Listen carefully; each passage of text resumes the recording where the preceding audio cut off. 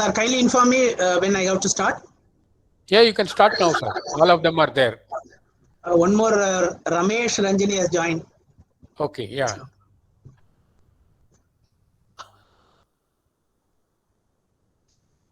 Can we start, sir? Yes, very much. Okay. Good morning, everybody. Good morning. Myself, once again, at the outset, I wish to thank the organizers for giving Zonal Institute of Educational Training a chance to train teachers. It is a golden opportunity for us to share our knowledge, share our ideas with you. Welcome you all. Myself, M. Srinivasan. I'm a training associate mathematics at Zonal Institute of Educational Training, Mumbai. And today I feel highly excited because by today I have completed my 30 years of service as a teacher. I started my journey from 17th June 1991. Okay. Oh, fantastic. And Congratulations. thank you, sir. Normally, the 25th year will be called as golden, platinum, and Golden Jubilee. No. Okay, I'm very happy. I joined Kendra Vidyalaya Sangathan in 1993 as a postgraduate teacher. I have worked in Nagaland. I have worked in Hyderabad. I have worked in Guntur. I worked in Hyderabad Air Force Academy, Dundigal. From there, I was posted to a foreign country for on deputation by Kendra Vidyalaya Sangathan. There I worked for 3 years in a foreign country. Then after that, I came back and joined Jabalpur in Madhya Pradesh. From there, I joined here in 2012 as a trainer. Here we are planning and giving training to all the teachers. And as being a mathematics teacher, my focus will be giving training to trained graduate teachers and postgraduate teachers and primary teachers, those who are handling mathematics. And when I joined a little bit, there is a change in the way we are giving training. We have been now asked to focus more on technology. Going on giving what are the tools available, give them like that. Not only that, whatever the new education policy or whatever the new curriculum tells, we take it a point and giving training to the teachers. Once again, welcome you all. I feel extremely happy. And normally, actually, it is a great, a kind of a new experience for us. Because since 2019, we had face-to-face. Actually, there is advantage in that. Whenever we see that the teachers are bored from their faces, we used to divert from mathematics, we will get diverted. Now it is not possible for me because I can't understand that what is your facial expression. And I hope that all of you are smiling behind the camera. Okay, I hope that all of you will enjoy. Okay, let me start my presentation. Here, as the given topic which was selected, maybe suggested by us, we want to give a kind of how to bring creativity in teaching. Therefore, in mathematics, what type of creativity we can give. My session will go for more than maybe 90 minutes. I want little bit interaction in that. If you are having any queries, you can unmute your mic and you can talk. And if any question is asked, please try to answer so that it will be a kind of interactive session. On the way of going on only hearing, I can understand that it is very difficult to sit alone in your room and then listening to a person. It is very difficult. Okay, now let me start my presentation.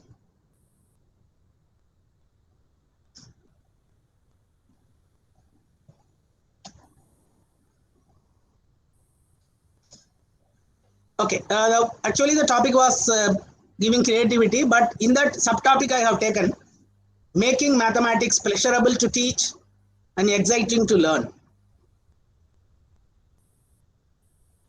Okay.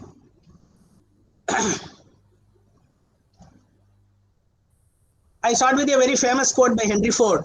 He says, anyone who stops learning is old. Whether at 20 or 80, anyone who keeps learning stays young. Therefore, whenever every organization is always conducting learning platform so that they want you to be always stay young. Therefore, once again, welcome to all young participants because you are learning, whether you are at 20 or 80, as you are learning, you are young. You will definitely stay young. And not only that, there is a famous proverb, don't stop learning because life will never stop teaching. Never stop learning because life will never stop teaching. Once again, I think somebody wants to join, I feel. No? Okay. No. No. Okay.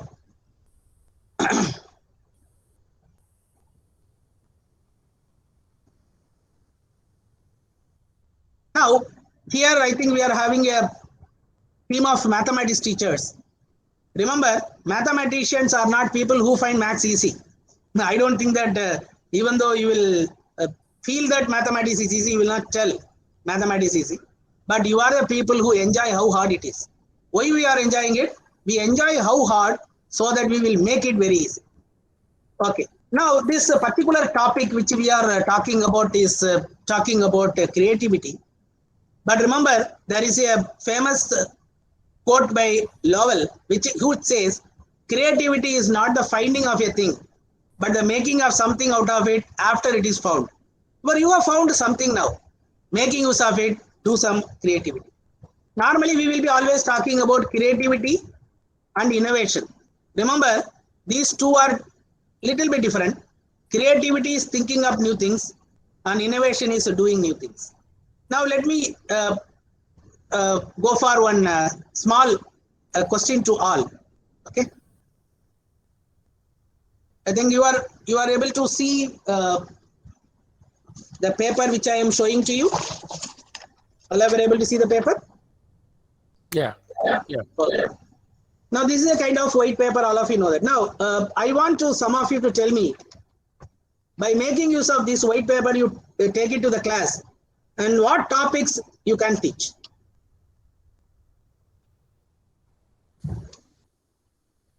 By seeing this paper,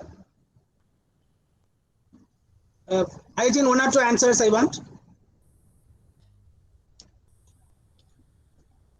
Just a piece of paper in the class by showing it to the children. Can I get some answers, please? Drawing. Oh, drawing. No, I want mathematical topics, sir, please. We will confine ourselves to mathematics. Some topics in chapters in mathematics you want to teach by making use of this as a teaching aid. It's a rectangular shape or something. Yes, sir. Very good, sir. Thank you. Rectangular shape. Anything else? Anything else? Anything else? Yes? Geometry. Yes, madam. What in geometry? What thing which you want to show it to them? Geometry. Parallel lines. Parallel lines. Okay. The parallel lines. Okay. Very good. Very good, madam. Okay. Perpendicular lines. Parallel. Okay. Okay. Any other one more answer I want so that I can tell my answer.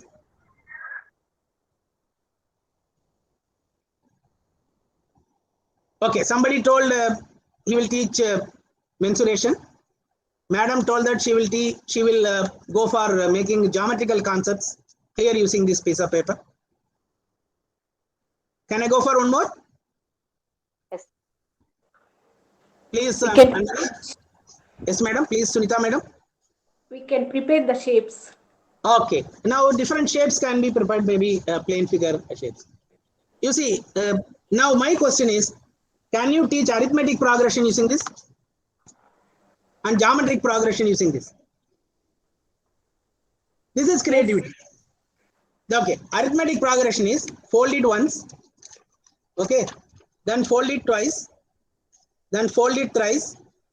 And again fold it the fourth time and tell them that how many times I have folded. The child will be writing 1, 2, 3, 4, and so on. This will be in arithmetic progression, or you can teach natural numbers also. Now, how to teach geometric progression? Suppose if I take the whole area as capital A, when I fold it once, what is the area of each part now? A by 2. When I fold it once again, what is the area of each part?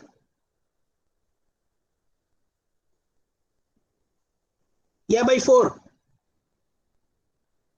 When I fold it once again, what is the area of each part? A by 6. A by 6 or A by 8? A by 8, madam. A by 8. Okay, good. Now once again, I think now we got the idea. Now I will stop here. Now you see, you can now ask them to write A by 2, A by 4, A by 8, and so on. Now it actually what it follows? It follows a geometric progression. This is actually creativity. Okay, you see, by taking a piece of paper to the class, don't think that you can teach only geometry or only mensuration or only main area and all. You can teach geometric progression also. Okay, well, I will continue my presentation. Therefore, here you see, I have done some creativity and I have done some innovation also. Creativity is thinking of a new thing, and innovation is doing a new thing. I will present my screen once again so that we can go back to that. Kindly mute your mic if anybody is not muted. Okay. Therefore, creativity is thinking up a new thing and innovation is doing a new thing. Yes, please. Okay. Now, to have this creativity, you should know certain things which you have already studied when you were in B.Ed. I think all of you may be having a professional degree in education. But remember, in a professional degree, when you are studying at that degree, what you will be doing is you will learn to teach. In the degree college of B.Ed or maybe BSc, whatever may be, that may be professional degree, you will learn to teach. But after becoming a teacher, you will teach to learn. That is the difference. When you are a student of a B.Ed class or a MET class, you will try to learn to teach. But after becoming a teacher, you should teach to learn. Now, what is learning? I think I'm not asking you any question. We will just simply recollect the very famous definitions. Learning is as a process that bring behavioral changes. And it is a skill, because learning should be a skill that must be acquired by individual. And we know that people learn differently based on their individual unique style of learning. And what is teaching? You see, we have seen that what is your learning. Now, to know about teaching, we are all teachers. We should not ask a question to you. Teaching, on the other hand, denote a process to facilitate learning. We have discussed what is learning in the previous slide. To facilitate that learning, you have to teach. Teaching also refers to the presentation of knowledge and demonstration of ability or skills. You see, this is a very interesting thing. Teaching is not only the presentation of knowledge. You cannot go and simply tell that this is the formula, note down, note down. You have to demonstrate the ability or skill. Effective teaching enables students to make connections of the old and the new knowledge. This is actually being mentioned in NCF. We will see in detail. This is the basic expansion of teaching. Yeah, teaching should be supporting. It should be empowering. It should be engaging. It should be caring. It should be sharing. It should be reflecting. It should be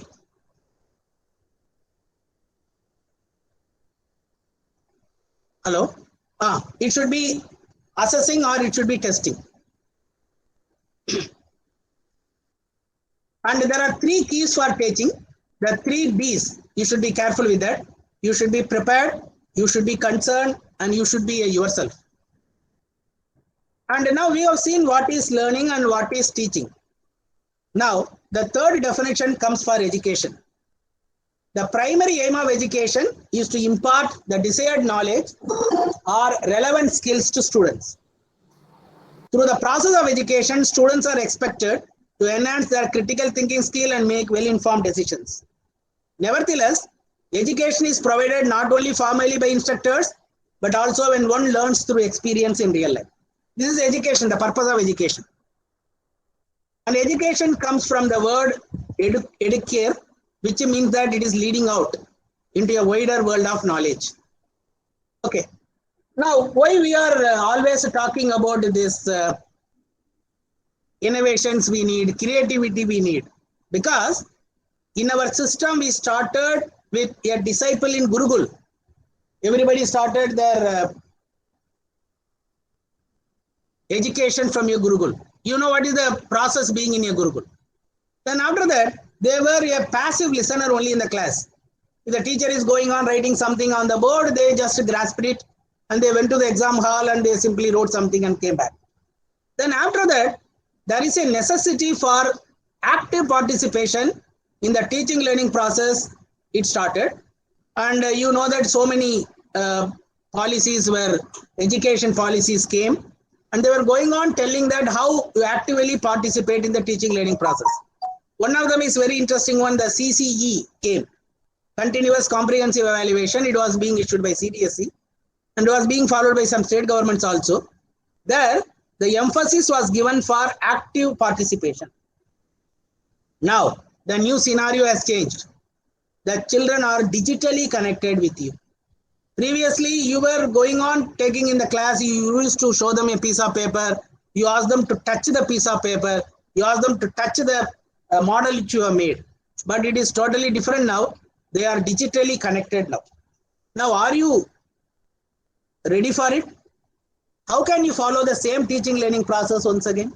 It is not possible, because the system in Gurukul and the system in the passive listener and the system in the actively participation in the classroom has been totally changed. We are in a virtual classroom and you are digitally connected with you. The children are digitally connected with you. Now you have to change yourself. Then how to change yourself? Somebody should give you a clue for that. Okay. For that, you see, this is the present situation for a teacher. He should be multitasked person. And an educator of 21st century should be an adapter, should be a communicator, should be a learner, to be a visionary, to be a leader, should be a model, should be a collaborator, and should be a risk taker. Now, to achieve this, you should know what is philosophy of education. I am not going deep into it. Philosophy means love of wisdom. Therefore, philosophy of education means the love of wisdom for education. Now, we are having this philosophy of education gives you goal, form, method, and meaning. To know how to do creativity, how to be planning your classroom, you should know the goal, you should know the form, you should know the method, you show the meaning. And there are so many philosophies of education, and I will not go deep into it. Some of you might have seen it: essentialism, perennialism, progressivism, and so on. And here, and out of them, this constructivism was given a more weightage, and everybody was going that we have to go for constructivism and all. Now, as a teacher, you may know what is education and you know how to teach, but you should know the philosophies of education also. But how you learn, how to learn it, NCF will give you a picture. What is NCF? It is National Curriculum Framework. It gives independence of thought and action, learning to respond, pre-deposition of participation, and empower all children to learn. Now, I just want to pose a question to you. There are two terms in our education system. One is called syllabus, another is called curriculum. Can anybody tell the difference between them? Syllabus and curriculum, both are same?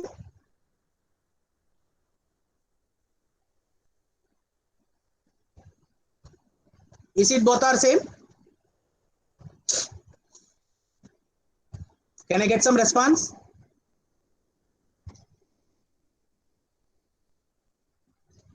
Kindly unmute.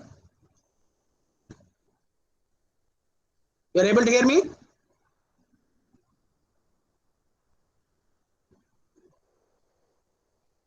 Hello? You are able to hear me? Yes, sir, we are able to hear. Okay, can you tell the difference between curriculum and syllabus? Anybody can try the difference between curriculum and syllabus?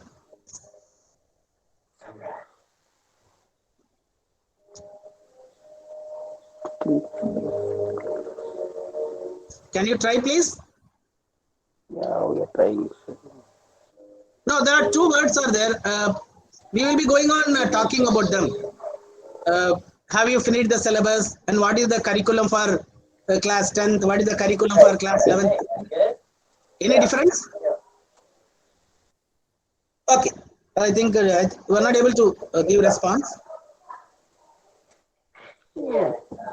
Hello? Any response, please? Syllabus means particular. Yes, madam, Yeah, please. different topics covered the unit wise, like I think in the specific No, sir. subject. Okay, you are telling the definition for syllabus? Yes, sir. Curriculum. Curriculum means Curriculum means the content of particular course of study. Okay, curriculum is the content of the course of study. Then what is syllabus then? That's what are the topics we are going to be covered in a particular unit. Oh, that is syllabus. Unit wise. Yes, sir. That is syllabus. Yes, sir. Okay. Suppose if a syllabus is given to you, then a curriculum to be given to you, or it will to be given separately, or from the syllabus itself you can understand the curriculum. So actually, in the syllabus means we will get a particular topic. I think in the first Okay, sir. subject The like topics math. which are to be taught. Okay. Yes. The topics which are, for example, you take class 7. You are Yes, having sir. a syllabus. The topics which are to be taught is the syllabus. Yes. Then what is curriculum? Curriculum means the overall content. Yeah. Overall content means all the chapters put together is curriculum. No. Overall, in contents, we will give the specific particular manner and the way of explaining. I think you are right, sir. Thank you. You are right. Very simple. Syllabus is tell you the content, and curriculum will tell you that how to teach. The methodology. Okay, curriculum, how to teach. Yes. Methodology. Now that is why you are having only national curriculum framework. There is no national syllabus framework. Yeah. Syllabus will be framed. That syllabus will be there for some years, and syllabus will be, you know that it will be again revised and so on. But this national curriculum will give you the way how to teach. Therefore, in formal education, a curriculum is a set of courses offered at a school, and curriculum came from the Latin word race course, refer to the course of deed and experience through which children grow to become mature as adults.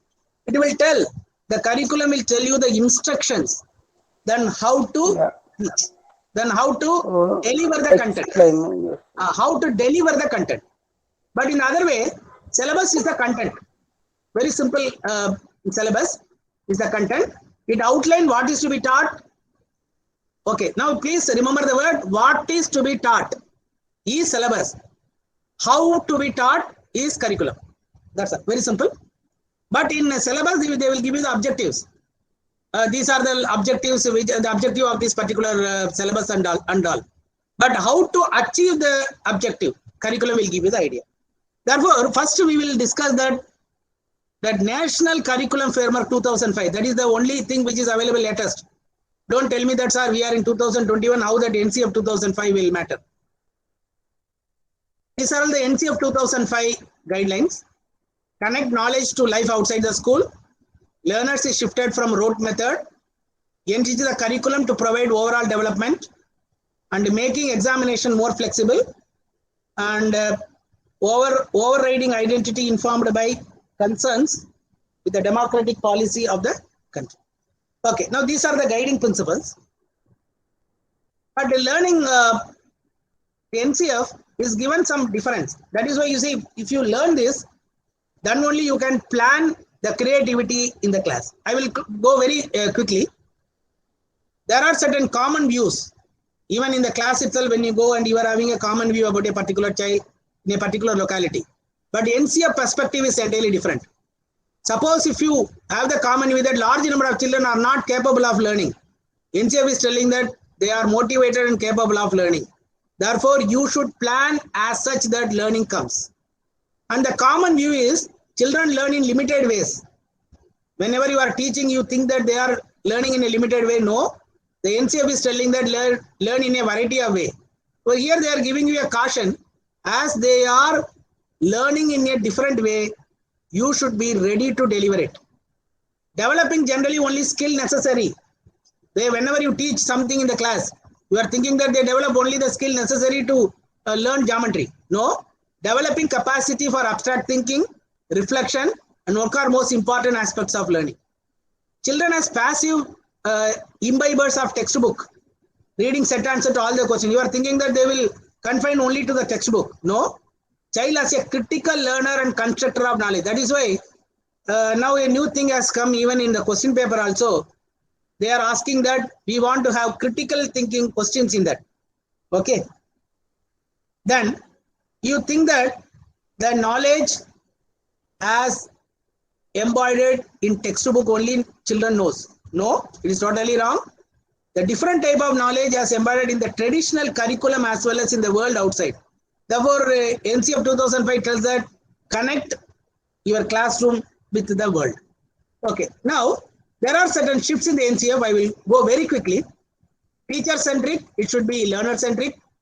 Remember how to convert it into learner centric, you should do some innovations. Teacher direction should be there, but you should give learner autonomy. Teacher guidance, but facilitate, supports and encourages learning. Passive reception, there should be active reception. This is very, very important. You see, in the class itself, suppose if it is they are having some passive reception, you can tell them stand up. I asked you a question, you are not listening. Now you listen. Then you can just pinpoint them. But now in online teaching, it is very difficult. Learning within the four walls, learning in the wider society constant. Knowledge as given. What is the meaning of knowledge as given? Only in the textbook. Knowledge as it evolved and it is created. It is only disciplinary focus. What is the meaning of disciplinary focus? Now the NEP is telling that everything should be multidisciplinary.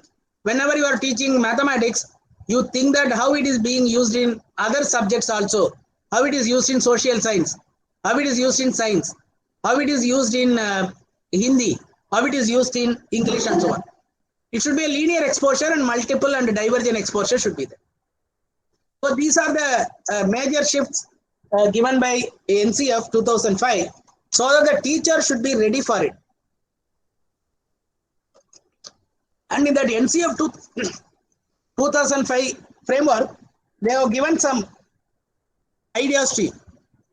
Main goal of mathematics is mathematization. The treatment of topic must have an objective, communication of mathematical insight and concepts. Very quickly I will go. Okay, now we have seen that NCF 2005, what it told to us. NCF 2005 was telling the treatment of topic must have an objective, communication of mathematical insight which naturally arouse the interest and curiosity of student. How to create curiosity? You should have creativity in your teaching. That is why we are going on repeating the word that there should be creativity. Now, in the inaugural speech also, the organizers was talking about NEP 2020. This NEP 2020 is giving you a lot of ideas which to make yourself as a creative teacher. Now we will go in that order. There are 8 points are there. Number 1, respect for diversity. Number 2, equity and inclusion. Number 3, community participation. Number 4 is very important. Use of technology in teaching and learning, removing language barriers. If you use technology, there will be some kind of creativity. Number 5, emphasize conceptual understanding. We will explain that what is the meaning of it in our remaining slides. Then number 6, unique capabilities, recognizing, tapping them to each student. Number 8, critical thinking and creativity. You see, NEP has given that word critical thinking and creativity. Now, how to bring creativity in the child? You at least a teacher should be a creative. You should have critical thinking. Number 8, continuous review and regular assessment of by educational experts. Okay. Now, these are the NEP 2020 is giving you some inputs to become a creative teacher. And NCF 2005 is also giving you some inputs. By taking these 2 inputs, let us try to list out what are required for developing and adding creativity in teaching mathematics. I will tell you that I have taken only 5 topics instead of going on telling them a lot of things and then making a mess of it. I have taken only 5 different topics. We will discuss them and we will try to come out with some kind of interesting ideas. How to do it? You make problem open-ended in the class. I will explain it to you. Number 2, have students create their own problems. Give them some kind of knowledge. Number 2, you use variety of teaching strategies. You may ask me, sir, what is it? I will explain. Number 4, you emphasize conceptual understanding over procedure. This also, I think, a part given by NEP. That is already I have discussed that. They want to be a concept to be given more introduction. Then use mixed modes of assessment. The assessment which you are using in the class, it should be not a single focus or it should be one-dimensional. It should be multi-dimensional. Now what we will do is we will try to discuss one after the other. First, we will take problem open-ended, how it should be. We will club it with the student, create their own problem. Okay. Now, can anyone explain me what do you mean by this open-ended question? Please unmute and then tell.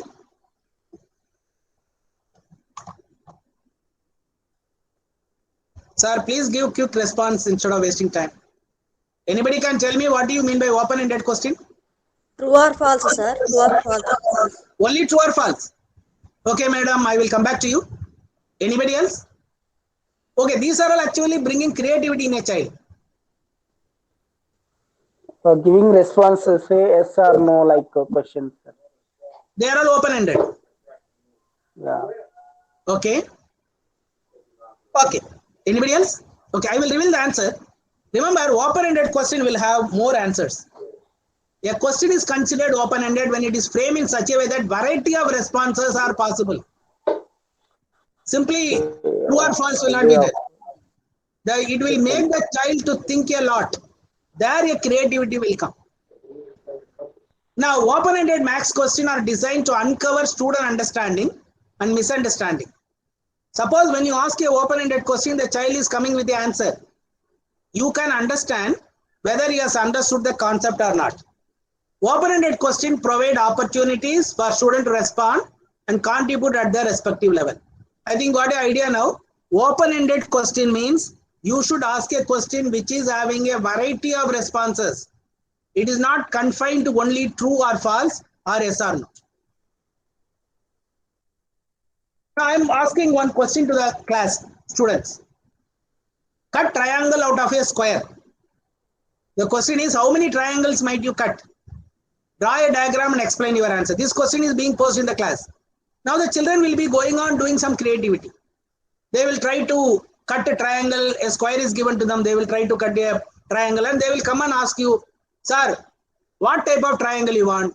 You want the maximum triangle, or you want very, very small triangles, or you want one right angle triangle and one equilateral triangle. You see, these are all the responses will come from a child. Now, you ask some question within yourself. Does the student recognize a shape within shape? That is, from a square, a square is given to them, but they are searching for triangle inside. Does the student recognize that the triangle keep repeating? What is the meaning of it? Suppose if he has one triangle, then another triangle is the same type of thing is repeating. Can the student explain how he found the triangle? Now, suppose your child is coming with the triangle. Now you can ask him that how you got it.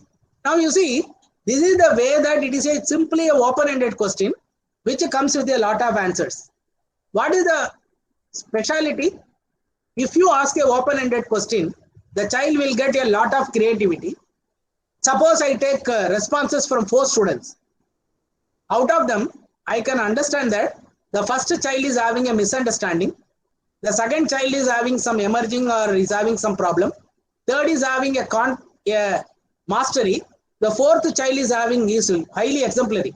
He came with a very fantastic idea. Now, you can have some decision. Teach the pre-question concept is having a misunderstanding. You use a concrete manipulative. You use a representational concept. You abstract model. You make a model and then show it to the children. You can have enrichment activities and teach the next idea. Now you see, by asking a open-ended max question in the class, you can bring creativity and innovation in your instructional decisions. How to teach, how to give them ideas like that. Okay. Now, when you are making this open-ended max question, you are allowing the children to frame their own questions also. Whenever you are giving a piece of paper to a child, and when you are asking him to cut a triangle, a question will come in his mind. Then how I will cut, then how to keep the paper like that. Okay. Therefore, the first 2 creativity questions are answered now. If you make problem open-ended, then you can make the student create their own problems. Then the third one, use variety of teaching strategies. Now you are having a lot of teaching strategies in the class. Now how to have a lot of varieties of teaching strategies? I will explain them now. I think now you are very comfortable with the problem open-ended. The open-ended problem to be asked so that the child will think a lot of things and from the answer they are giving, from the outcome from the children, from the actions of the child, you can decide your own creative way of teaching. Now, let us go to variety of teaching strategies. Now, what are the varieties now? One variety is differentiated instruction.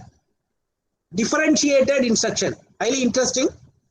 The second one is inquiry-based instruction. Third one is cooperative learning. The fourth one is using graphic organizers. The fifth one is utilizing the technology in the classroom. Let me explain you one after the other. First, I will go for the first one, then second one, third one, fourth one, and the fifth one. Now, there are so many varieties of teaching strategies, but remember, all of them can be put under these 5 sets. First, let us go to the first one. Differentiated instruction. Is it required? Yes, because in the class, we are having a heterogeneous group of children. Differentiated instruction allows teachers to engage each student by accommodating to their specific learning style. Remember, when you have the differentiated instruction, you will go for specific learning style. There you can show your creativity. Learning station can easily be designed to enable students with diverse learning needs. They are calling it as learning station. Can set up each station where students will be able to complete the same task at the same level that is specifically designed for them. It is being done in the class also. They will maybe ask, maybe in some school they are always dividing the children into 3 groups like slow learners, then slow bloomers, like that. Then a separate type of instruction is given to them. Okay, now NEP 2020 is giving a strong knowledge about this differentiated instruction. What is it? It tells, based on a famous quotation by Palmer, good teaching comes from the identity and integrity of the teacher and one's ability to make these present in the classroom. You have your own identity, you have your own integrity. Then you plan your own style of teaching. But the teaching your style should depend on what? It should depend on this differentiated instruction. Based on the performance of the child, you should have the idea to go for this autonomy. You know what is the meaning of pedagogy? Now remember, this NEP 2020 in chapter number 5 and point 5.14, it talks about autonomy. What it talks about? Teacher will be given more autonomy in choosing aspects of pedagogy. I wish to underline the word aspects of pedagogy. Why it is required? To have differentiated instruction. I want to teach as per my student. I don't want to teach as per the instruction given by somebody, so that they may teach in the manner they find more effective for the student in the classroom. Therefore, to have the differentiated instruction, that is the first teaching strategy, you should have autonomy in choosing the aspects of pedagogy. For that, you should note down the statement of teaching philosophy. Once again, don't get confused with the word teaching philosophy. Now in Kendra Vidyalaya Sangathan, our teachers have already been instructed to write down the statement of teaching philosophy. What is the meaning of this? They have to write the way they are going to teach, the way they are going to react, the way they are going to have creativity in their teaching. But remember, this will not be considered as simply a statement. A teaching philosophy is a brief personal statement that offered insight into an instructed belief about teaching and action in the classroom. I already discussed why you should have your belief in teaching and action based on the performance or based on the batch of students you are having. Remember, the same type of statement of teaching philosophy cannot be applied to every year. This year the batch may be different, the next year the batch may be different, but now some of them may be getting in your next year when the school opens, you may get a interesting batch called Corona batch, maybe affected by Corona, the effects of Corona. That batch now, if you want to teach them, you see they have had their own, all instruction are through online. They may be having a lot of learning gaps, but you have to have your own statement of teaching philosophy. It brings a teaching philosophy to life with the extent to which create a vivid portrait of how a person is intentional about teaching practices and committed to career.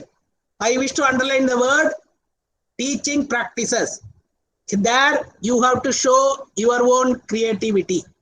That is why this workshop is being given the word creativity to be designed, and it should be used in the class. Now, what are the questions you have to ask when you have this teaching philosophy? Why I teach? What I teach? Based on the present batch of children. How I teach? And how measure my effectiveness. These are the 4 you have to ask. You write the answers for them. That is your creativity. Now you have created a pedagogy for your own teaching. And remember, when you have written this, why I teach, what I have to teach, how I have to teach, and how I measure my effectiveness, when you go in this line, definitely you will have a new creativity in your teaching.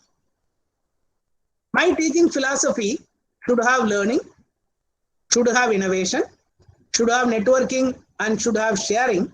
I am talking about that sharing because if there are more than one teacher taking the same class, different section, you can share your own philosophy with the other teacher so that your philosophy may be very nice for the teacher to follow.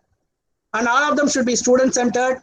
And the question which you have to ask, why I teach, what I teach, how I measure. You note down the answers for these questions, you will have a kind of creativity in your teaching practice.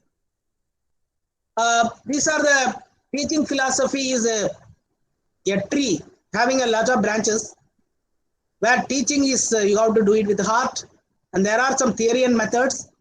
You have to have active engagement, building enthusiasm, and you can see that what are the branches. Positive environment, ask why before how. They're very interesting. You should ask why before how.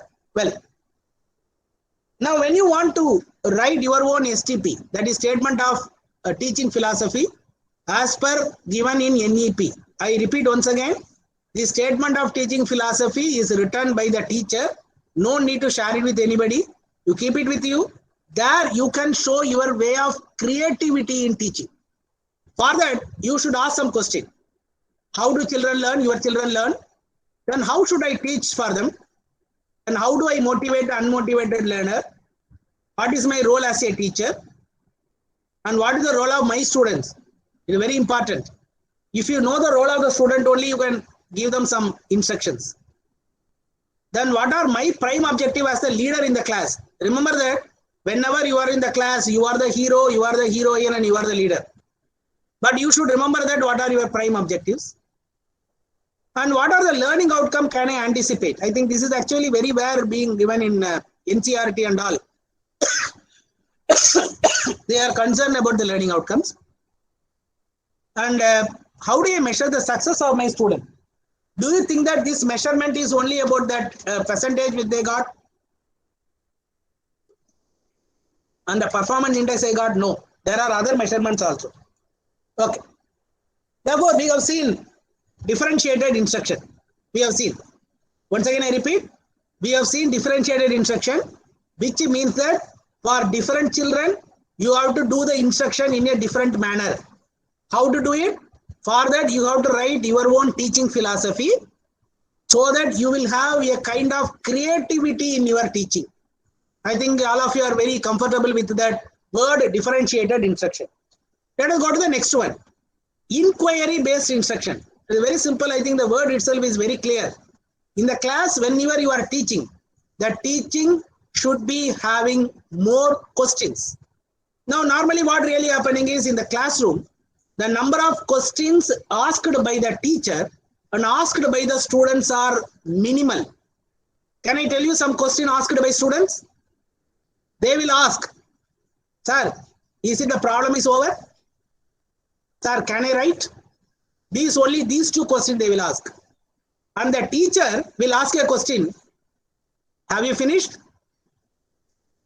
Have you written? Is it understood? Okay, these are the common questions. Do you think that these questions will enhance learning? No. This inquiry-based instruction will enhance learning. Let us see what is it. Inquiry-based learning implies involving student in the learning process so that they will have a deeper understanding. Remember, this inquiry-based instruction can be enhanced by making use of some tools. We will see later.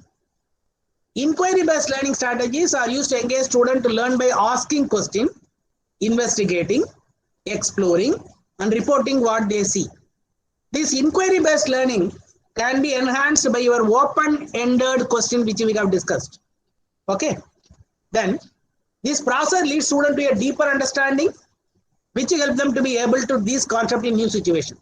Or in the class, whenever you start any topic, you start with this inquiry-based instruction to a child.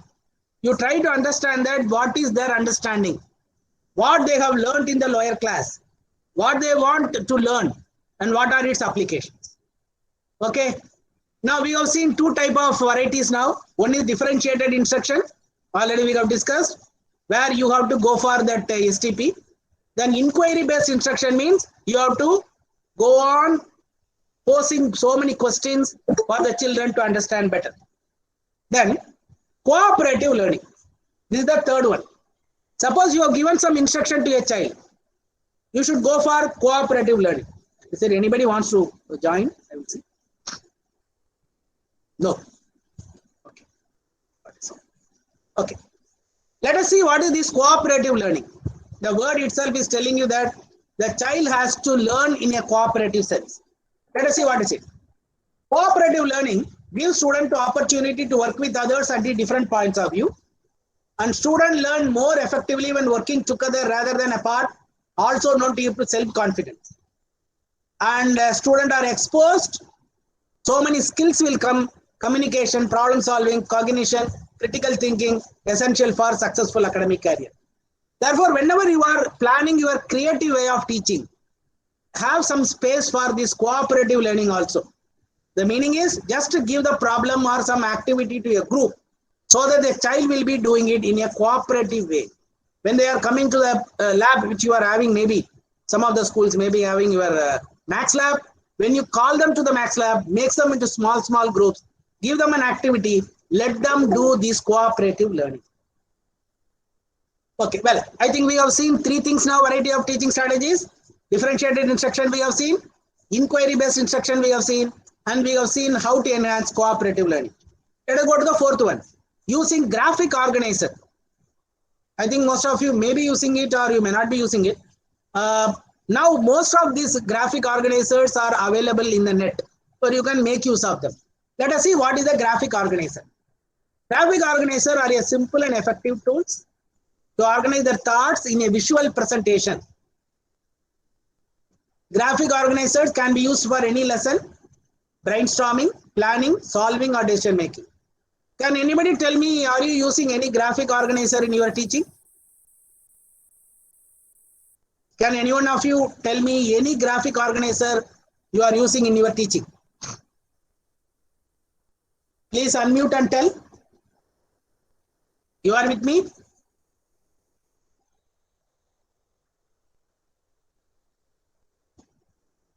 Hello? To find out area and perimeter, we can area and perimeter. We can Yes, find madam. out area using the graph paper. We can find out the area by using the graph paper. Very good, madam. Very good. Thank you. Anybody can tell me that any kind of graphic organizer you are using so that to organize their thought in a visual presentation. Organizing thoughts in a visual presentation. Can you think about it? Well, I will give you examples now. These are the examples. Venn diagram. I think this is being used in set theory. Concept map. Is there anybody not using concept map? I don't think so. I think a very famous idea that a concept map to be used. Concept map. That is how the concept is developed. For example, from the quadrilateral, how you reached the square. A quadrilateral, when it is how it become a parallelogram. A parallelogram, how it become a rectangle. A rectangle, how it become a square. From the parallelogram, how it become a rhombus. You can have a concept map. You can have a flow chart. There is one more called KW chart and another is called T chart. And some book will be using this mind map and concept map. Both are having some different.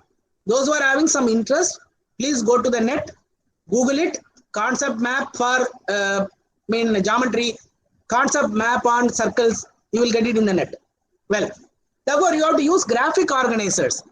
This is actually a way of teaching strategy where a child will understand the concept clearly. Now, what are the teaching strategies you have seen so far? Once again, I recollect. Differentiated instruction you have seen. Inquiry-based instruction, how to give you have seen. Cooperative learning you have seen. And using graphic organizers you have seen. Then the next one is utilizing technology. I think all of you may be waiting for it. Whenever we are talking about teaching strategy, everybody will tell that use technology in the class. But I am giving you a caution. Because I am using technology maybe for more than 15 years. But the thing is, whatever the technology which you are using, remember, it should be student friendly also. The meaning is, when you are using any tool, the student also should enjoy it. He also should have an opportunity to explore. Well, now I think students are better than us. Okay, let us go to technology in the classroom. Integrating technology into the classroom is a greater way to stay connected in the technological era. Some examples of utilizing technology in the classroom are web-based lesson, multimedia presentation such as video animation, some type of graphic, utilizing a tablet or an iPad, taking your class on a virtual field trip, participating in online research, and even creating a class website. So many are there. Utilizing technology has no end. But once again, I repeat, please select that particular tool in technology which is user friendly. For example, I'm telling you, there are so many softwares which are available. Your school might have purchased the license and you will be teaching using that. But a child cannot use it because he cannot afford to the license. He cannot purchase it.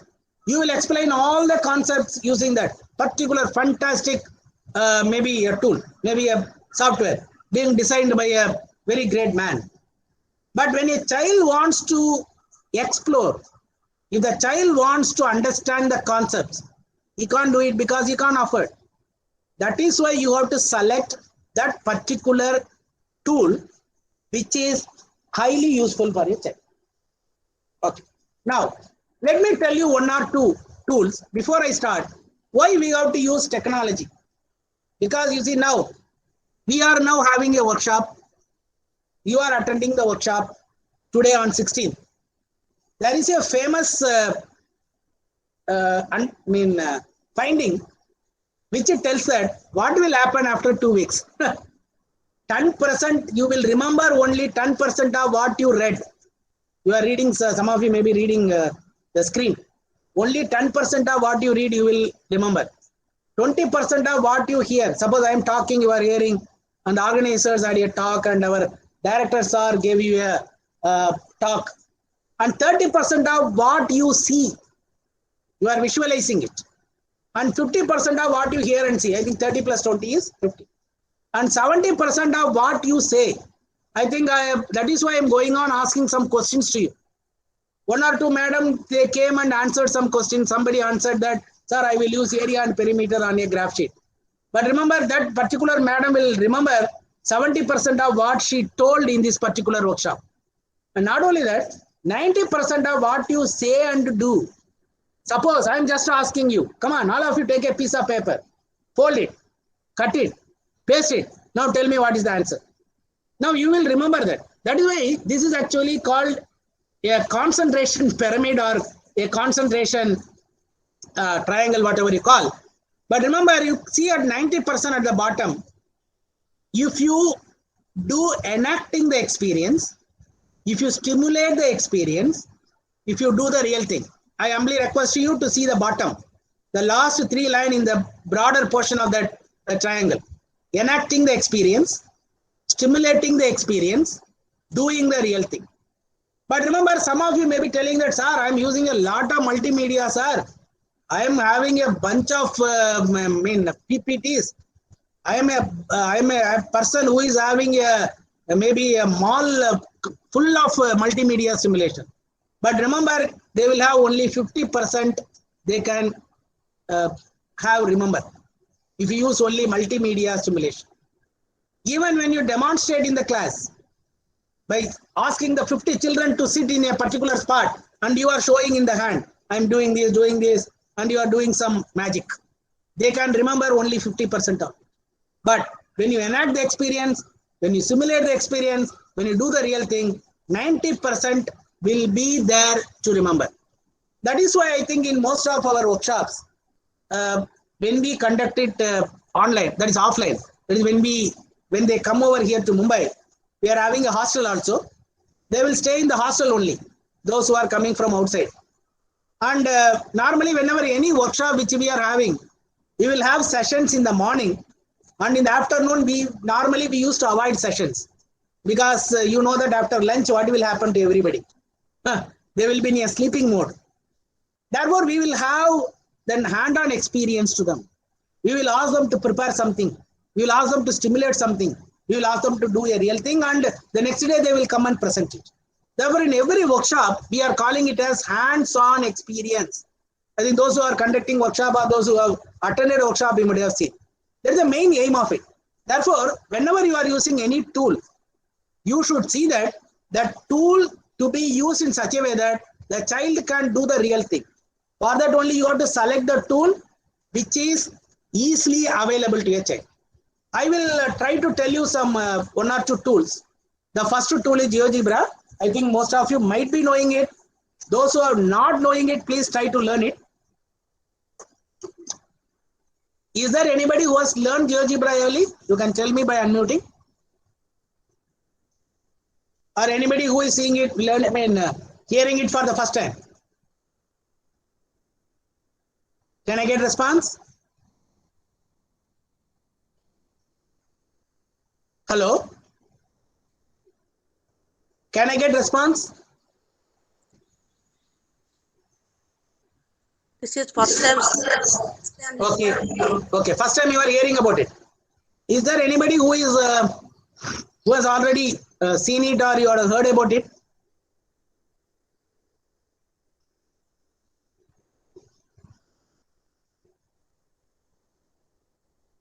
Anybody? Okay. Well. Okay. I will try to explain you this with some worksheets.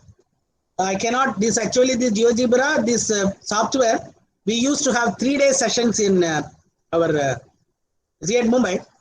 We have trained many teachers and this training is going on all over the world. This is the open software. What is the meaning of open software? No need to pay anything. Simply download it on your computer and use it. And another interesting thing is it is totally offline. What is the meaning of offline? No need of internet. If you have a very, very old computer, which is thrown to the corner, you can take it and then you can load GeoGebra and you can run it. It will run even in a very, very, very simple configuration computers also. This is a dynamic mathematics tool and it uses algebra and geometry. And most parts of GeoGebra are free from this website. Those who are interested to learn from it, I will share a link with you after this particular session in the chat box. We have designed one online course with material on this particular software. All the material are in the form of interactive videos, that is video tutorials. You can join that classroom through Google Classroom. You should have a Gmail account, that's all. It is totally 100% free, being designed by Ministry of Education, Government of India. So you can join that particular course and you can learn. And the advantage of that particular course is you will be having 120 worksheets already prepared and you can download and use it in the class. Nobody will come and question you from where you got it because it is totally free. Okay, now let me show you some GeoGebra files to you. In the class, how will you teach properties of a triangle? You will draw it on the board, or you will ask the child to draw it on a piece of paper and ask them to measure it. You measure the angles or measure the side and then try to get an idea. But now, if they can do it in a kind of interactive fashion, suppose if they are able to do it in a way of interaction, that is the meaning is that they can drag it, they can pull it, they can push it, and then they can use it. This is the worksheet You see, they can angle property. Sum of the angle is always 180 degrees. All of you know it. At this particular spot, it is 180. Now you can drag it. You can drag it. You can drag it. You can drag it and put it in anywhere. You can drag it and put it. You can drag it and put it. Always 180. What is the another property? I think I have noted down only two properties. The sum of two sides is always greater than the third side. At any spot, the child can put and check out that. Okay. Like this, all the properties of the triangle, sum of the properties of the external angle, sum of the property of exterior angle is equal to sum of the two interior angle. Any property of the triangle can be proved using this worksheet. Now a child will come and he will drag it and then see it. And he will understand that this is the particular property. Let me go and tell you that circumcircle. You know that whenever you draw a circumcircle in the class, you will tell that this is the circumcenter. But whenever you are talking about the circumcenter is having a property.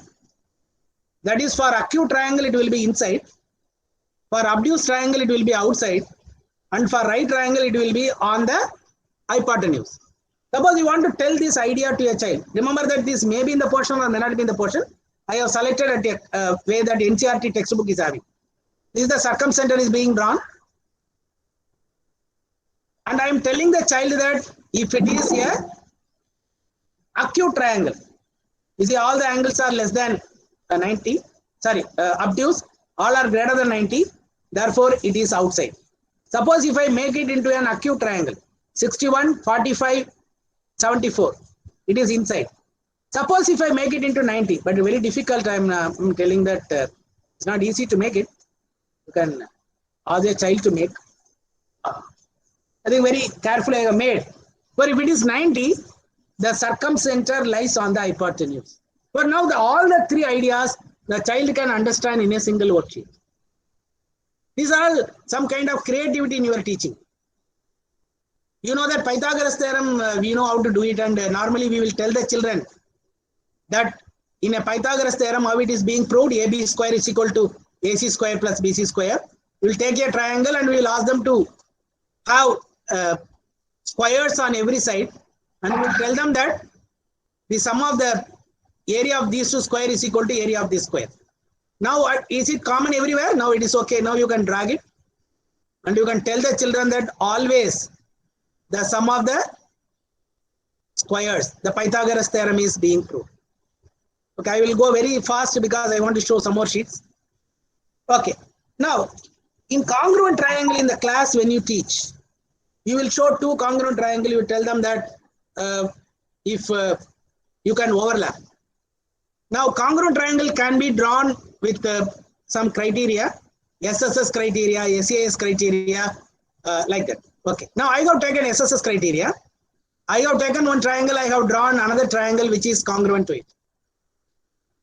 I am claiming that these two triangles are congruent because the corresponding angles are equal. The corresponding sides are equal. Therefore, what really happening is this colored one is the original one and this is its congruent. If I move it, that also should have the same movement. You are doing the same movement. See? Everything is same. And not only that, you can have the idea that I can overlap one above the other. So overlap. This overlapping idea also you can show it to the children. Not only that, making use of this worksheet, you can prepare SAS congruence idea also. I'm closing it. Okay, let us go to the next one. Regular polygon. I think you have seen what are polygons. If it is having 4-side square, 5-side pentagon, 6-side hexagon, like that. Okay. Suppose you want to show them, you have to show in a separate sheet or separate page. Now I am going to show it on a single worksheet. I am going to show you all the polygons on a single sheet. This is a triangle, maybe equilateral triangle. And these are all the properties, equal measure and sum of the interior angle. When I push it, now I got a square.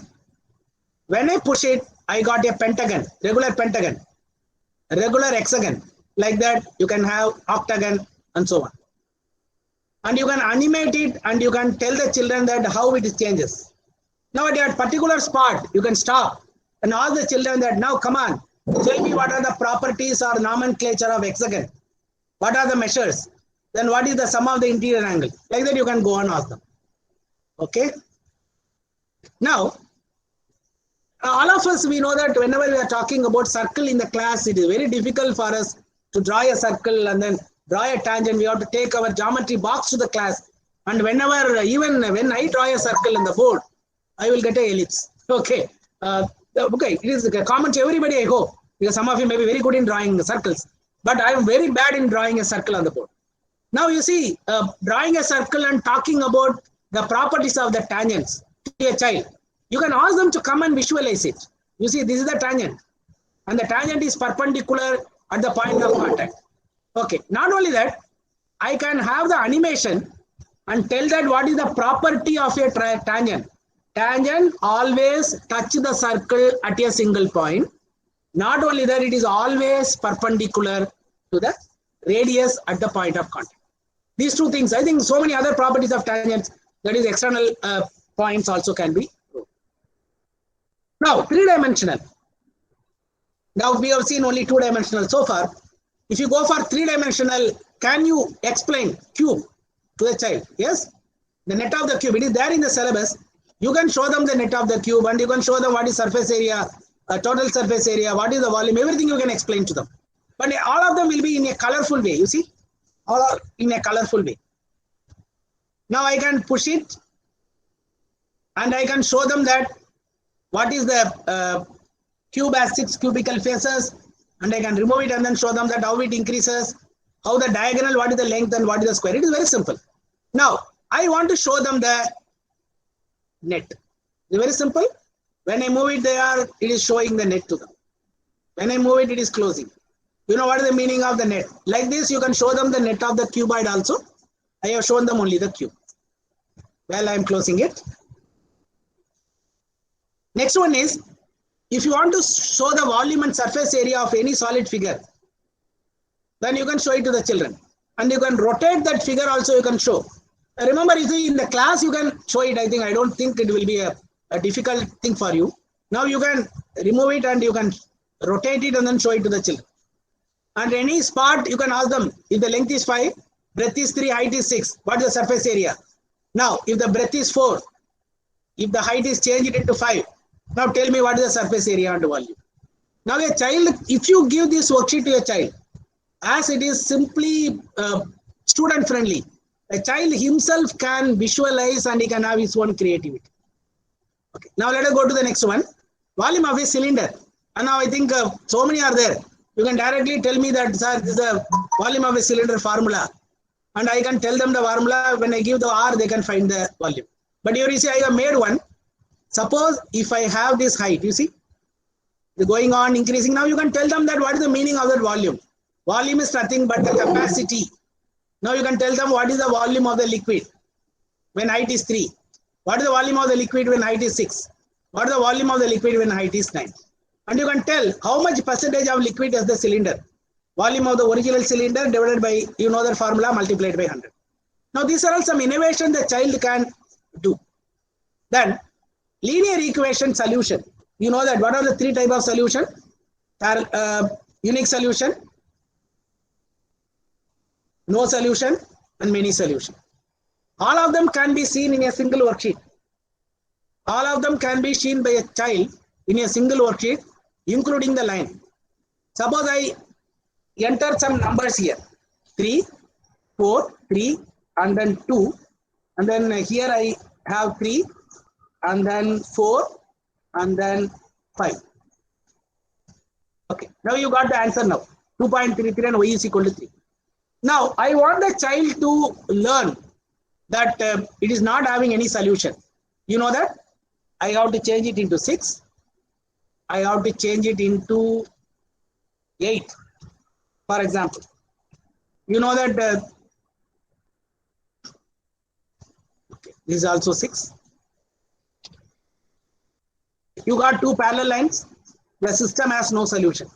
This particular sheet is giving you the idea also. A1 by B1 not equal to. Okay, now suppose if I make this also as 4, you know the idea, it will become infinitely many solutions. You see, you are having a single worksheet. In a single worksheet, suppose the child is having a set of problems in his exercise. Maybe he may be having some 50 problems in the exercise where he has to solve the 2 equation system of equation.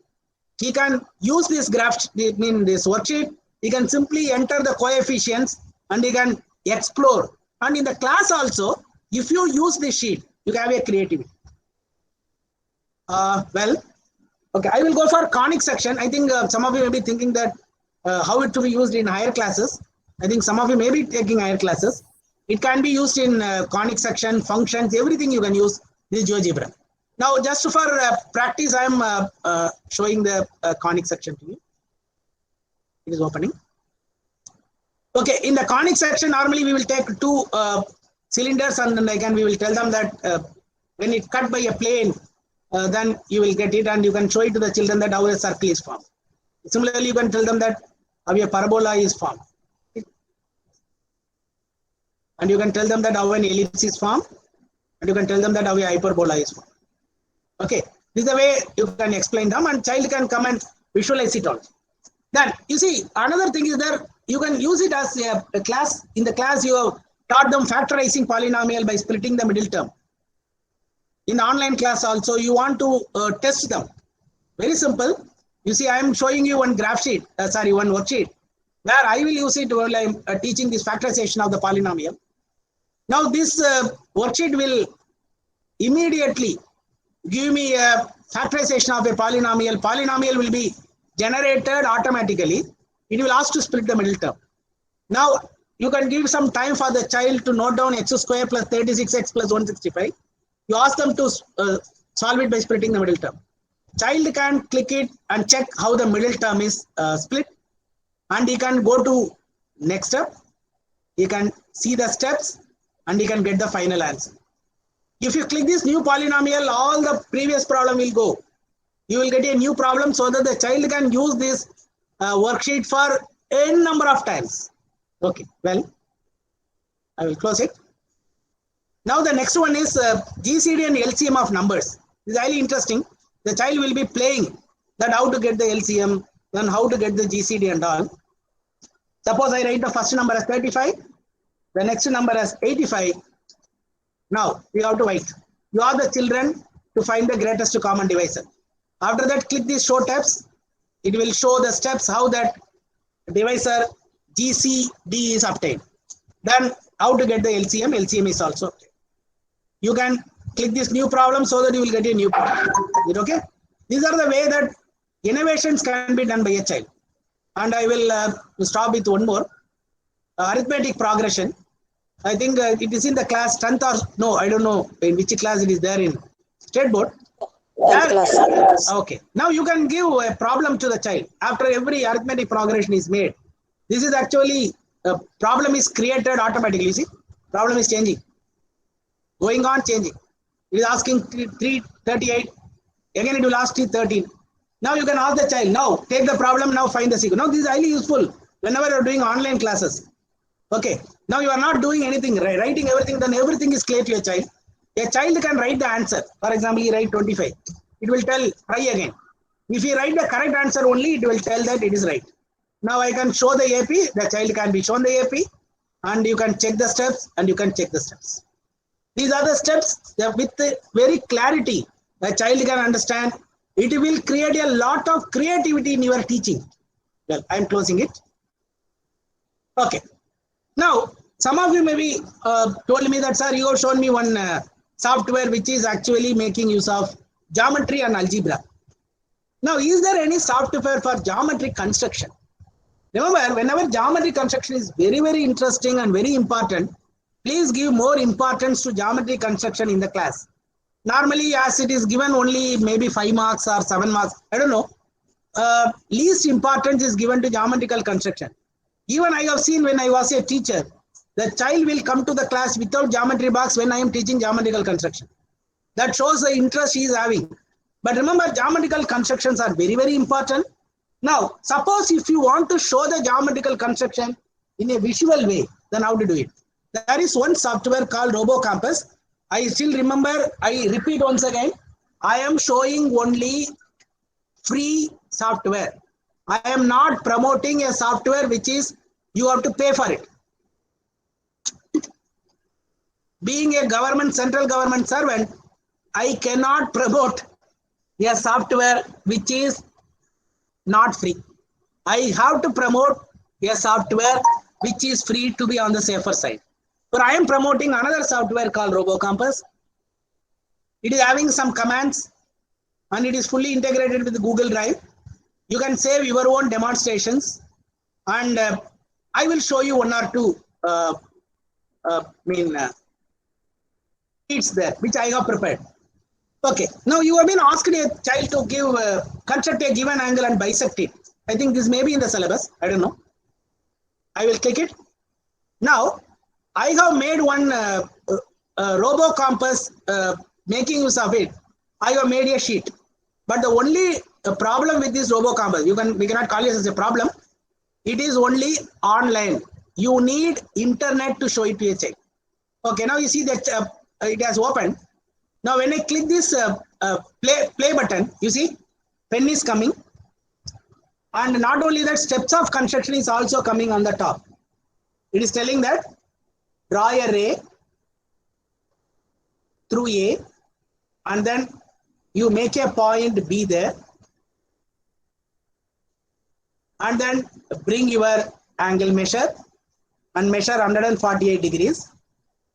After that, you extend the line.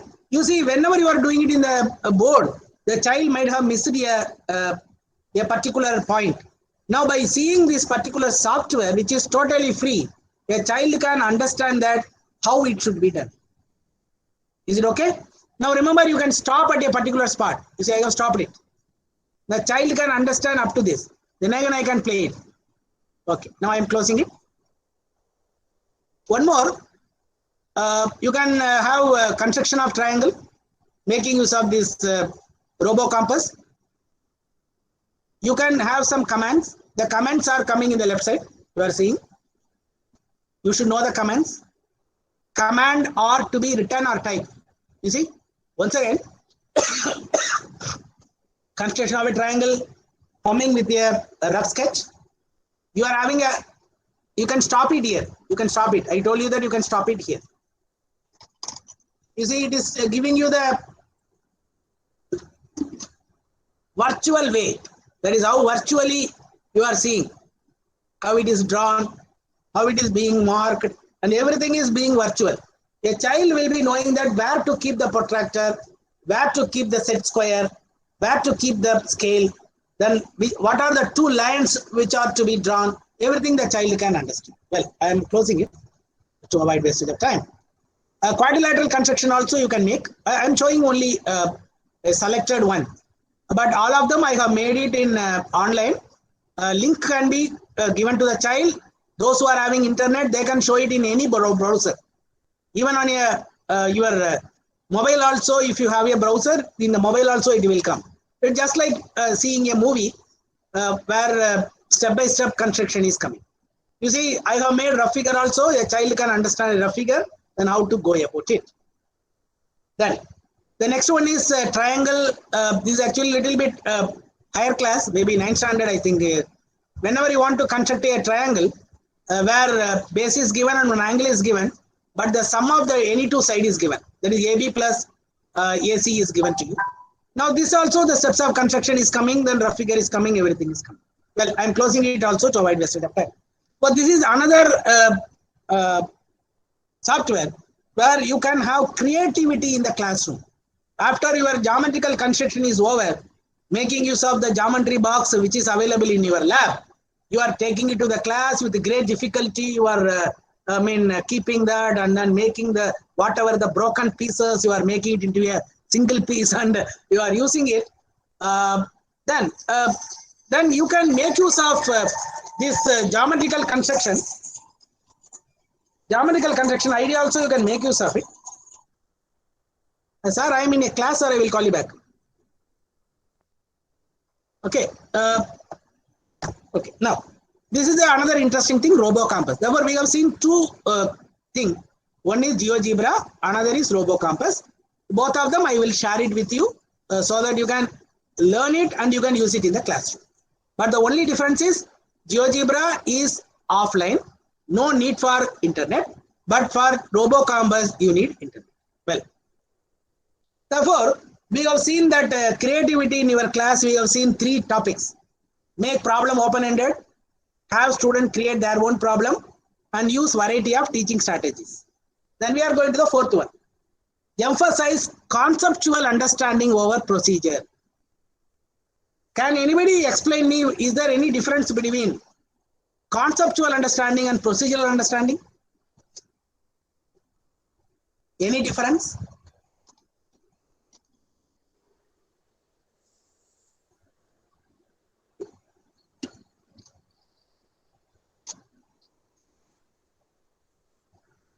Kindly unmute, please. You are able to hear me?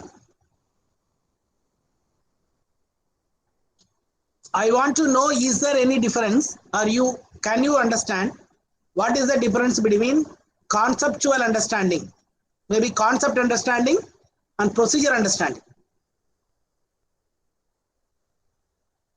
Sir, procedure means step. Procedure means? That's step by step, like algorithm. Okay, step by step. Okay, concept means? We have to understand the content. Okay, madam, very good. You see, sometime in the class, we will tell only procedural understanding. Step 1, step 2, step 3, step 4. Okay, even in every, I think you can understand that what the meaning of it, procedural understanding. Only steps will be understood by the child. Mechanically, he will be doing the problem. But concept understanding is very, very important. NEP 2020 is giving more emphasis on that. That is why they have used the word foundational numeracy and foundational literacy. They want the child to learn the concept of numeracy first. Then only they can go to the procedure. Procedure means you are just telling them how to add 2 numbers. But they should know the concept in adding the 2 numbers. What is the meaning of this conceptual understanding? For that you should learn how the student learn. They actively participate, they speak, they write, they listen. When a student sees potential implication and learning built on current understanding. Now, to understand whether the child has conceptual understanding or procedural understanding, you should know a way to do it. That is, you should have a creativity in your mind. Then how to check whether a child has got only procedural understanding? Now a child has, because you are teaching in the class, you might have told them the concept very clearly. You might have told them the procedure very clearly. You might have told them the connection between the concept and the procedure. You might have told them that why I am doing it, why I am splitting the middle term, why I am finding the derivative, why I am equating it to 0, why I am squaring both sides. You will tell everything. But the child might not have understood.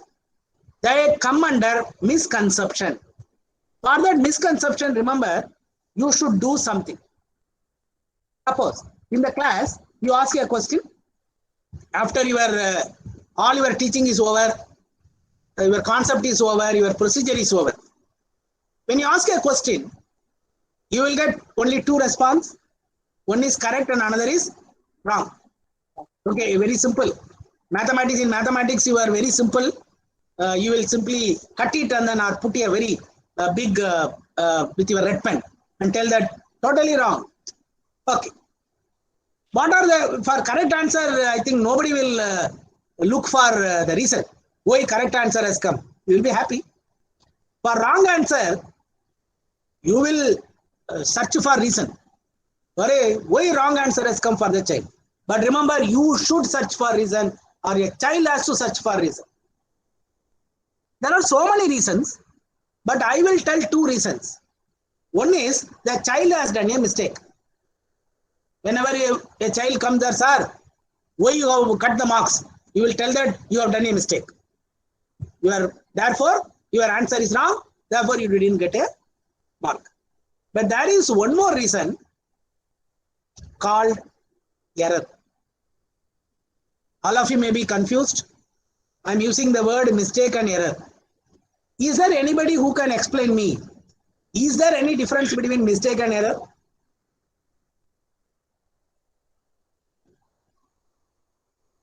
Kindly unmute. I want everybody should participate. I think I'm able to hear only one or two voices.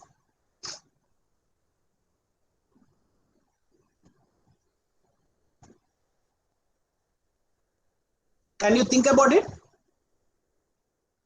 Here I am thinking yes, madam, please, madam.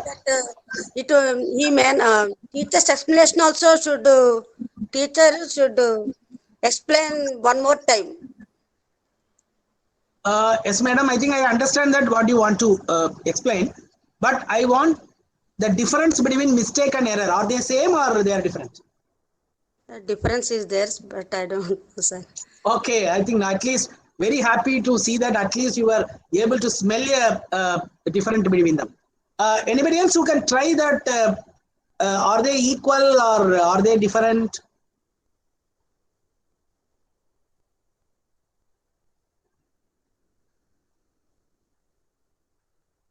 Can anybody try? I think some 14 participants are there. I think nobody is ready to try. I think somebody is trying. Yes, please. Mistake means completely wrong, sir. Yes, madam, very good. Error means some and its method is right, but Answer is wrong. answer is wrong. No, ma'am. Okay, I think a fantastic guess, but I think you did a mistake in guessing. Okay, well, can I go and for the explanation, or anybody wants to try? Anybody wants to try? Therefore, you remember this may be a kind of philosophy. In your life, you can make mistake, but you should not make error. Why? I will tell you the difference. Mistake, people understand an algorithm, but there is a computational mistake due to carelessness. Therefore, mistake is one-off phenomena. A child is doing it only once, maybe very rarely. But what is error?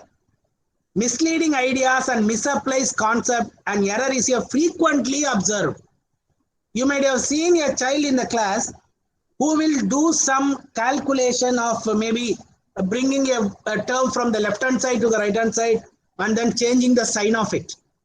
Sometime that particular child may be doing it for a very one time only. He is doing a mistake. But the same one child is making it again and again and again, the same thing, then that is an error. Therefore, I repeat a philosophy. Mistake is done only once, but error is frequently done. Now, for a child, you tell me which you want them not to do. Error? If I ask me, I will tell them that I will see that they will not do any error. The error comes because of the misconception. They are not having any problem in the concept. That is why we have to strengthen the conceptual understanding. I think you got the idea now. That is why NEP is telling that error should be minimized. Child should not do errors. He should not do again and again the same thing which is frequently observed by you. It is because of misleading ideas. Therefore, you have to do error analysis. Therefore, in the class, after an examination is over, after you are doing any kind of a test, please try to do error analysis. This error analysis will be definitely give you a creativity in your teaching. Our errors are organized strategies, sensible origin, and it has formal and informal knowledge will have a gap. The child may be seeing a gap. Okay, formal and informal knowledge means what is taught, it is formal. Informal means it is own action. That is why as a teacher you should give both formal and informal to a child.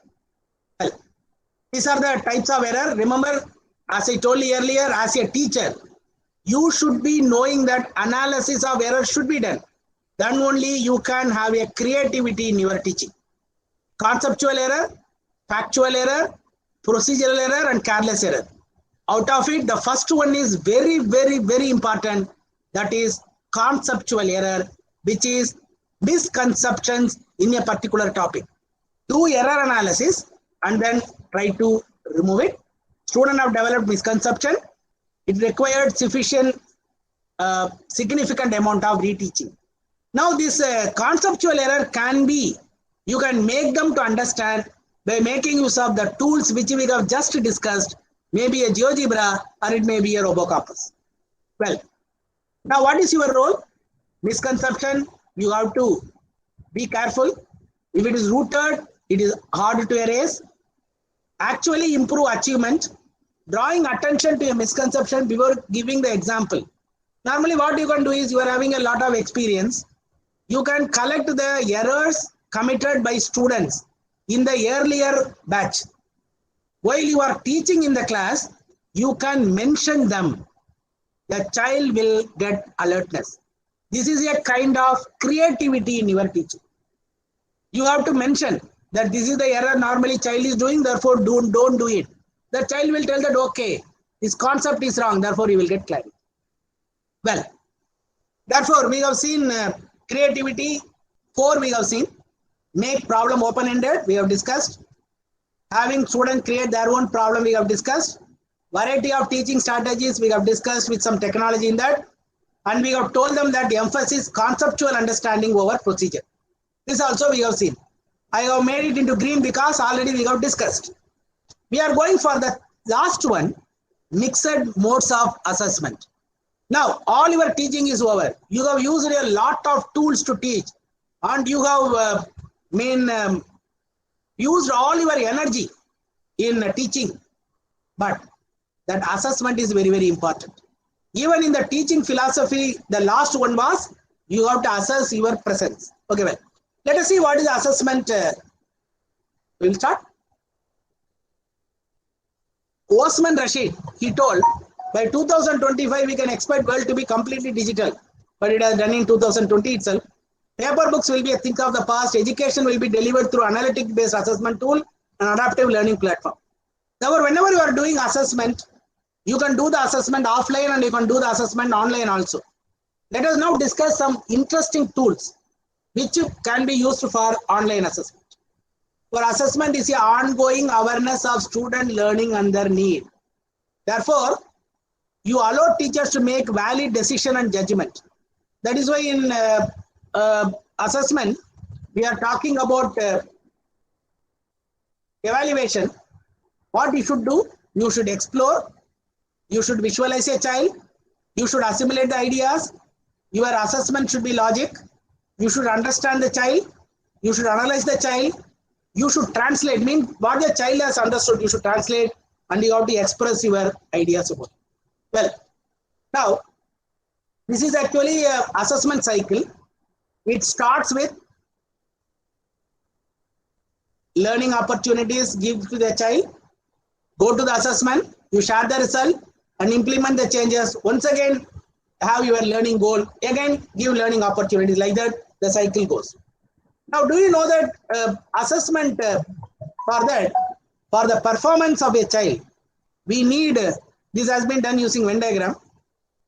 We need tools, we need the environment to be created. We have to give a task to the child. Then only the student will perform, which is the intersection of all these 4. Well, what is the purpose of assessment? There are 3 types of assessment. We'll go very quickly within 5 to 10 minutes. Assessment of learning, assessment for learning, and assessment as learning. Anybody can explain me the difference?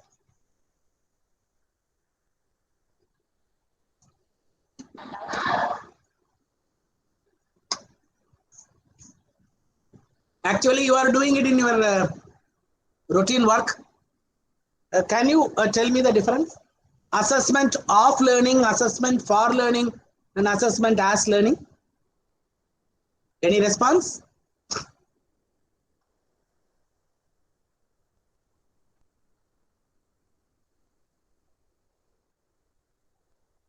Okay. I will answer you. You are doing different type of tests. Maybe a unit test, half-yearly and all. And you are conducting annual exam also. Okay, annual exam also. Out of this, all the tests which you are conducting from day number 1 till before the commencement of your annual exam, it is coming as assessment for learning. Assessment for learning. Why it is called assessment for learning? By seeing their performance in the UT, you can give them some tips. By seeing their performance in the half-yearly exam, you can give them some tips. By seeing their performance in any slip test, pre-board exam, you can give them some tips. Therefore, this is assessment for learning. But after the annual examination, nothing is going to happen. You cannot rewrite their fortune. Either they will fail or they will pass. That is assessment of learning. Whatever they have learned, the total year, starting from April to February, what they have learned, they are writing the exam in March. So that is assessment of learning. Then assessment as learning is called self-learning. Now recently, this assessment as learning is giving a lot of importance. They want the child to learn themselves. You should motivate them. There should be a creativity in teaching so that assessment as learning will come. Let us go for this assessment of learning. It is summative, as I told you earlier. Assessment of learning is at the end of the year. Student achievement at the end of the year is assessment of learning. Assessment for learning is you will do it formative. Every then and there. For the whole year you will be doing it. You will assess it and you will diagnose it. You will change your own plan and you will have your own innovations in teaching so that the child will learn better. An assessment as learning is ongoing self-assessment by student himself. And remember that there are certain tools by which a student can learn himself. Well, I will go for online evaluation tools. All of you may be using it. I don't know what you are using. These are scientifically designed. And these are all some of the tools which I am listing out. Some are free, some of them are not free. And some of them may be using this Google form for quiz and all. Now, using Google form, I think all of you know it, therefore I am just skipping it. You can create and grade quizzes with Google form so that automatically it will be graded and you can ask them to answer the MCQ or anything you can do. Then in Google form, you can assign points also and all of you may be using it. In Google Classroom also, you can have an assignment. Remember in Google Classroom, both the type of assignment, for and off can be done. Overall grade can be awarded, comments can be posted so that the child will improve himself. And I am going for another tool, which is online max quiz. This is coming under a website which is totally free, www.quiz.com, where quiz can be created and a child can play the quiz, and it is highly interesting because it is highly visual. For example, we can create and play quiz at this and can be played online or can be given as an assignment. Suppose assignment means you can ask the child to finish it within some time. And for this, you should have a account in that website, www.quiz.com. Please explore it. Log in with your Gmail account. There are certain quizzes already there available. Now, for just for practice, let me go for one quiz I will show you. I have made a quiz using this understanding solid shape. I will show only one. Okay. Now remember, I am the admin, therefore I am opening it. The option is start a live quiz or assign homework. Live quiz means in the class you can start immediately. Now I can start, I can play with you. Assign homework means you can ask them to finish it before some time, maybe tomorrow by evening. And here some questions are there. Now I will tell you that how a child will be seeing it. A child will see it by logging in and he will get on the screen like this. Every question will come after the other. And remember, the interesting thing about this is all the questions are shuffled in the sense that The child he cannot copy from his neighbor even though both of them are sitting side by side. Suppose a child is answering the question, angle whose measure is 360 is complete angle. If he is answering it, if it is right, then it will become green. And if it is wrong, it will become red. For example, a solid shape with polygonal base. Suppose I type cuboid. I know that cuboid is wrong. It tells the correct answer also. After this particular quiz is over, all the 10 questions are answered by the child. It will tell that what question he has answered correctly and what answer he has done wrongly. Not only that, it will give the overall performance of all the students who have answered. For example, this quiz can be played with 500 students at the same time. All the 500 students you can analyze. Suppose this question, name the shape of a playing die. Suppose most of them have done wrong. Then you can get an idea that, okay, this concept is not clear to a child. Therefore, I have to redefine the question, or I have to teach it once again. Similarly, there are so many questions are there, online quiz on mensuration, online quiz on polynomial. Okay, now, you will be giving worksheet to the child in the classroom, that I know. You will be giving a piece of paper to a child, ask them to do it. Now, there is one website which is also free, where worksheet can be designed by you, or the worksheet can be downloaded by you. It is totally free. This is totally a free website. The website is liveworksheet.com. I will share this PPT with you so that you can have a clear idea that how to go about it. This live worksheet, traditional printable worksheet is they cannot have any kind of interaction. But this is totally online. A child can do it. Now I will show you one worksheet now. Suppose you are making match the following worksheet with a geometrical figure. Normally what will you do? You will have a offline worksheet and you will show it to the child that this is my rectangle I have given, match the following. What the child will do? He will take a pen and he will join like this. Okay, he will join like this. Okay, he will take it. Maybe I think I will try to do it. He will, okay, I'm not getting it. Okay, anyway, leave it. Okay. Now he will, when you take a printout and give it to a child, what he will do? He will take the sheet and he will take a piece of pen and then, or a pencil, and he will join rectangle with rectangle, pentagon with pentagon, circle with circle. Now, can you make this as a interactive worksheet? Yes, highly interesting, totally online. Now, you see, this is an interactive worksheet. Match the following once again. When the child comes to the rectangle, he is getting a pencil. Rectangle is joined with rectangle. Circle is joined with circle. Pentagon is joined with pentagon. Triangle is joined with triangle. Okay. After that, the child can finish. If he finishes, this worksheet tell him whether to check the answer or email to teacher. But you can ask the child, email to me so that I can evaluate you at the end.